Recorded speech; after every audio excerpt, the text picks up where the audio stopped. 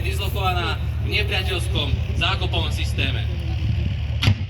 V tomto momente zaznel tretí výstrel z húfnice Zuzana.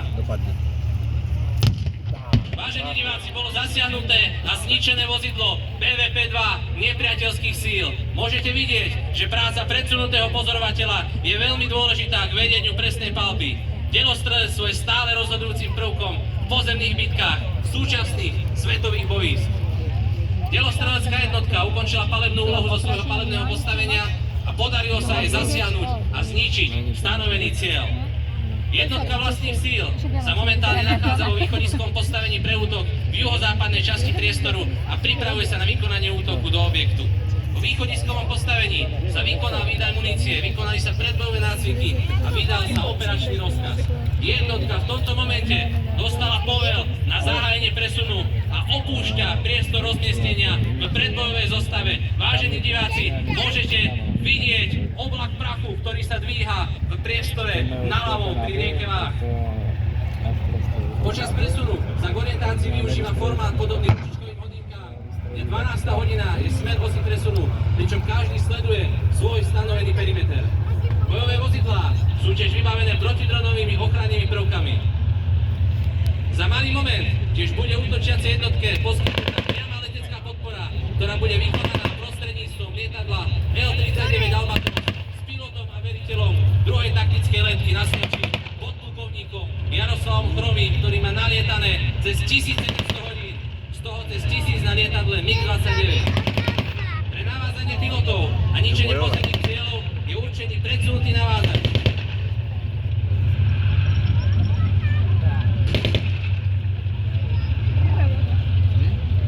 Jednotka pozostáva z mechanizovanej čaty na vozidlách BVP-2, posilnený tankom Leopard 2 a 4, tankom T-72 a ďalej vozidlom OT-90 Igla. V zostave tiež bude pôsobiť zostavitá mechanizovaná čata, ktorá vykoná spomenutý obchvat. Samozrejmosťou je tiež zadimenie priestoru, ktorý kryje predchádzajúce sily. Na zadimenie priestoru nemovnice DA-100.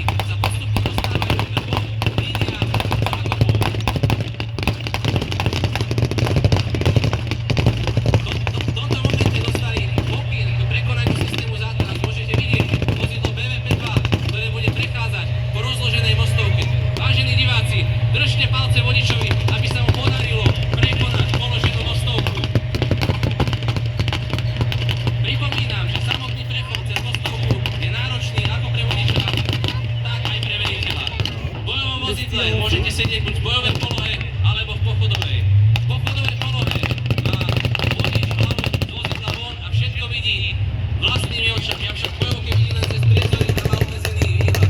Vážení diváci, v tomto momente vidíte mostný tank MT-55, ktorý sa vracia do tyla vlastných síl.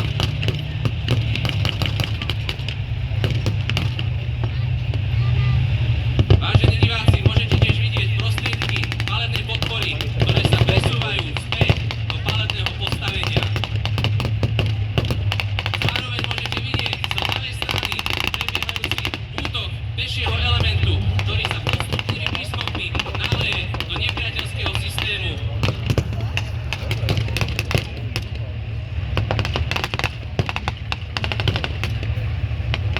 To, čo práve sledujete, je obraz súčasných svetových bojísk.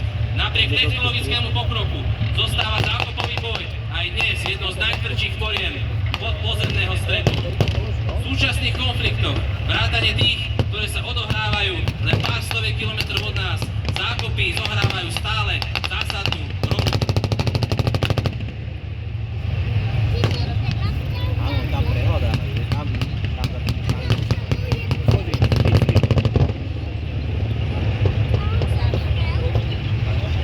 Za jednotkami sa tiež presúva vozidlo OT-90 s družstvom protivzdušnej ochrany, ktoré je vyzbrojené prenosným protilietadlovým kompletom Igla. Na pohybujúcom sa vozidle môžete vidieť strelca, ktorý po celý čas drží ťažký 16 kg systém Igla vo svojich rukách. Veliteľ mu určuje, odkiaľ je náletový smer, vytýčuje mu hranice pozorovania oblohy a na základe toho strelec vyhľadáva ciele.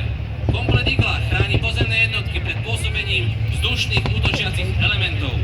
Vie zostrieť vrtuľníky, taktické lietadlá, ale aj bezpilotné letecké systémy. Maximálna vzdialenosť na ničenie cieľov je 5500 metrov a maximálna výška je 3,5 km. Čo je zaujímavosťou, tak počas výcviku strelbe je cieľ imitovaný svetlicou na padáčiku. V tomto momente môžete vidieť tiež útočiaci peší element, ktorý hádže útočné a zadimovacie granáty z ľavého sektoru zákopového systému do pravého sektoru.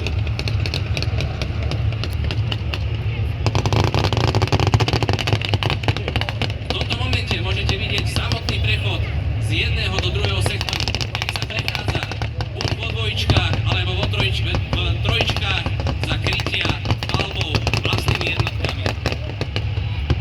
Hlavné úsilie zaujalo výhodnú čiaru a svojimi palebnými prostriedkami podporuje peší útočný element, ktorý v tomto momente bojuje v zákopovom systéme. Vhodný vstupný bod do zákopového systému bol nájdený prostredníctvom bezpilotného leteckého systému, tzv. Dronu, ktorý nad zákopovým systémom aj naďalej lieta a útočiacej jednotke poskytuje spravodajské informácie o rozložení nepriateľských síl v zákopovom systéme. Drony podľa použitia delíme na prieskumné a útočné.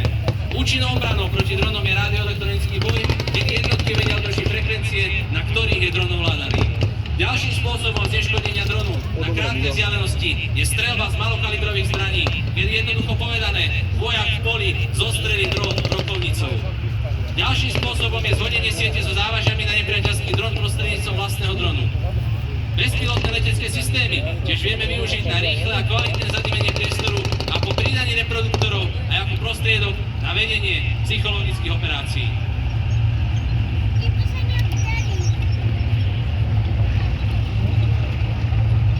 Každý pohyb je starostlivo koordinovaný. To je kľúčový princíp modernej taktickej spolupráce. Žiaden jednotlivec nie je v boji sám. Zákop, ktorý vidíte pred sebou, nie je len výkop zemi, je to obranná línia, logistické centrum, ale aj východiskový útočný bod. V moderných podmienkach je často vybavený pevnými opornými bodmi, spojovacími chodbami, krytmi proti delostrelectvu a niekedy aj senzormi, kamerami či systémami elektronického boja. Boj v zákopoch je mimoriadne fyzicky aj psychicky náročný. Obmedzený priestor, blízkosť nepriateľa, neustály stres mín, ostreľovačov a presne navádzanej palby. To všetko vytvára extrémne podmienky. Vojaci tiež musia zvládať rýchle rozhodovanie, dokonalú orientáciu v teréne a schopnosť reagovať pod tlakom. Každému vojakovi v útočiacom elemente je niekoľkonásobne navýšený palebný priemer. Bežne sa do systému zákopov vstupuje s 8 až 10 zásobníkmi. Vážení diváci trídy, vedením bojovej činnosti v zákopoch došlo k ťažkému zraneniu vojaka z útočného tímu. Veliteľ jednotky privolal ambulantné pásové vozidlo, v ktorom sa nachádzajú naši zdravotiaci, ktorí vykonajú ďalšie zdravotnícke ošetrenie a odsun ranených. AMS následne transportuje zraneného v mieste vyzdvihnutia vrtuľníkov, ktoré bude označené oranžovým dymom.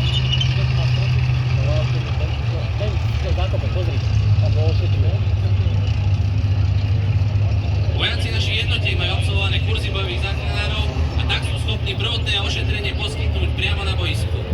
Ďalej musia presunúť ranených na miesto odsunu a okamžitým situačným hlásením žiadať o odsud ranených vyššiu zdravotnícku úroveň. V tejto chvíli priblížime činnosť zdravotníkov, ktorí budú vykonávať ošetrenie raneného počas bojovej činnosti. Títo zdravotníci sú súčasťou bojovej skupiny a pôsobia v bojových jednotkách podľa potrieb a úlohy. Pri väčšom počte ranených vojenskí zdravotníci pri vstupe do objektu nepriateľa vykonávajú triedenie ranených, podľa ktorého zisťujú stav jednotlivých ranených a určujú prioritu ošetrenia. Taktické ošetrenie ranených, ktorý pozostáva z niekoľkých fáz.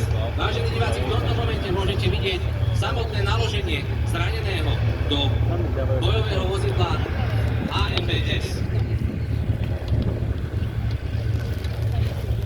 Pri masívnych krvácaniach ide o čas a rozhoduje každá sekunda. Je dôležité, aby zdravotníci pri ošetrovaní boli zohľadní a čas ošetrenia sa skrátil na minimum. Po prvotnom ošetrení sa vykoná transport raneného zo zákopového systému. Po extrakcii raneného z okopu začne komplexné ošetrenie život ohrozujúcich zranených s hlavným cieľom stabilizovať akútny stav a zabezpečiť protišokové opatrenia, v rámci ktorých sa prioritne zameriava na kontrolu krvácania a prehodnotenie potreby naloženia turniketov.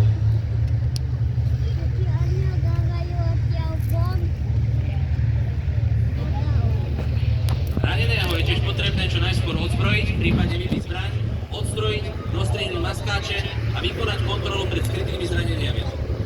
Ďalej sa kontrolujú dýchacie cesty a v čase bezvedomia si zdravotník kontroluje počet dýchov a zhodnotí kontraindikácie na zabezpečenie dýchania.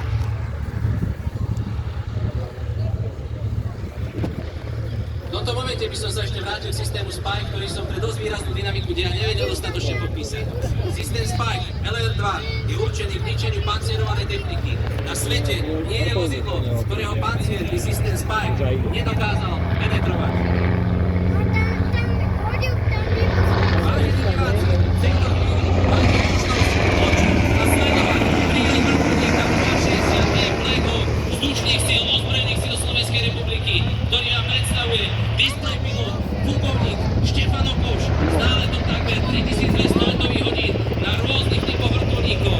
V jeho leteckom zápisníku nájdete rôzne typy ako bojový vrtuľník Mi-24, Mi-17 a v neposlednom rade vrtuľník UH-60 Black Hawk, na ktorom lieta ako kapitán, displej pilot a inštruktor.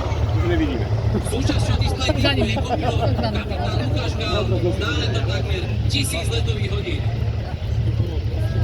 Vrtuľník UH-60 Black Hawk boli do výzbroje vzdušných síl ozbrojených síl Slovenskej republiky zavedené v roku 2017, kedy boli dodané prvé 2 kusy. V súčasnosti máme vo výzbroji celkovo 9 kusov tejto leteckej techniky. Vrtuľník UH-60 je predovšetkým určený na podporu pozemných vojsk pri vedení bojových operácií a vedení odstrašujúcich operácií voči nepriateľským jednotkám. Ďalej je využívaný na prepravu vojenského personálu a materiálu. Používajú sa tiež na zdravotnícku evakuáciu a operácie v rámci bezpečnostných akcií. Pilotáž tohto vrtuľníka si vyžaduje veľkú precíznosť, pretože vrtuľník častokrát letí v malých výškach, kde už nie je priestor na chyby. Na obrazoku vidíte, ako nesú.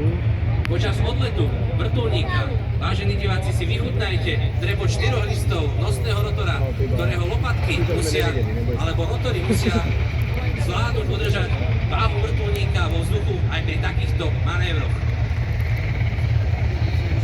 Pre informáciu, prázdna hmotnosť tohto vrtuľníka je takmer 5 tón a maximálna zletová hmotnosť dosahuje až neuveriteľných 10,5 tóny. Okrem štvorčlenej posádky posádky dokáže previesť aj 11 vojakov.